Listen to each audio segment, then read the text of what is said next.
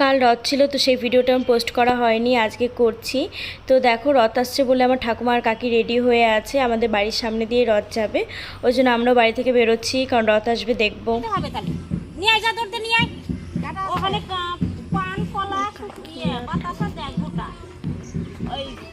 তো আমার কাকি আর এই ঠাকুমাটা পুজো করবে রথ আসলে, আর আমার ভাই আর পিসু এখানে দাঁড়িয়ে আছে। আর ওই দেখো রথ প্রায় চলে আসলো, কত লোকজন আসছে, দেখতে থাকো তোমরা সম্পূর্ণ ভিডিওটা।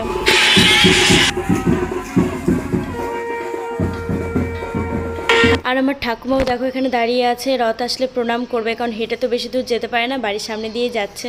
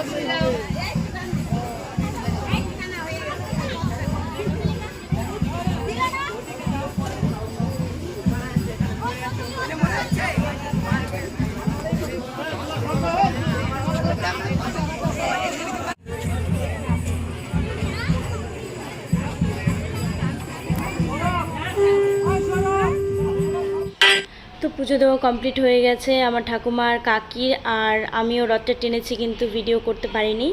আর রথটাও এখন দেখো চলে যাচ্ছে, অনেকটাই দূরে যাবে, আমাদের বাড়ি থেকেও অনেক দূরে, তো বানিয়াল পর্যন্ত যাবে রথটা। তো আমরাও যাব এই রথের পেছন পেছনে। তো আমার ঠাকুমাকে বললাম যাই প্রসাদ নিয়ে আসি ঠাকুমার জন্য, কারণ ঠাকুমা তো যেতে পারবে না, ওই জন্য আমি, কাকি আর আমার বোনেরা আর ভাই মিলে বেরিয়ে পড়লাম, এখন রথের পেছন পেছনে যাচ্ছি।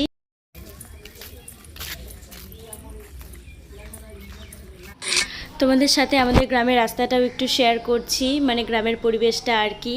তো এটা হচ্ছে আমাদের গ্রাম, আর দেখো আকাশেরটাও কতটা সুন্দর লাগছে, তাই না? তো হাঁটতে হাঁটতে প্রায় চলেই এসেছি কাছে। আর এই জায়গাটাতেই প্রত্যেক বছর রথটা রাখে, এটা হচ্ছে বানিয়াল, কিন্তু এবছর আর রাখছে না দেখছি, এবছর একটু ভেতরেই রাখবে। তো হাঁটতে হাঁটতে এখানে চলেই এলাম, প্রায় এই জায়গাটাতেই আছে রথটা, ওই যে সামনে।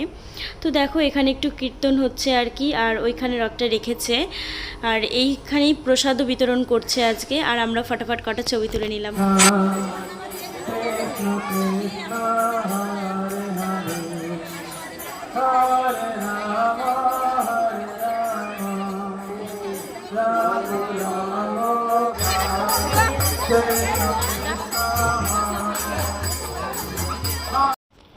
তো ওইখান থেকে এখন আমরা এখানে আসলাম, এখানে হচ্ছে প্রসাদ দিচ্ছে, খিচুড়ি প্রসাদ।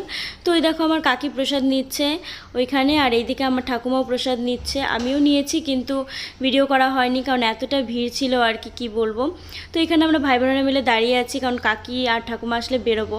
তো ওরা তো চলেই এসছে, এখন আমরা বাড়ির দিকে যাই আর কি। তো বাড়িতে তো চলে আসলাম প্রসাদ নিয়ে। তো চলো আজকের মতো টাটা, দেখা হচ্ছে পরে একটি ভিডিওতে।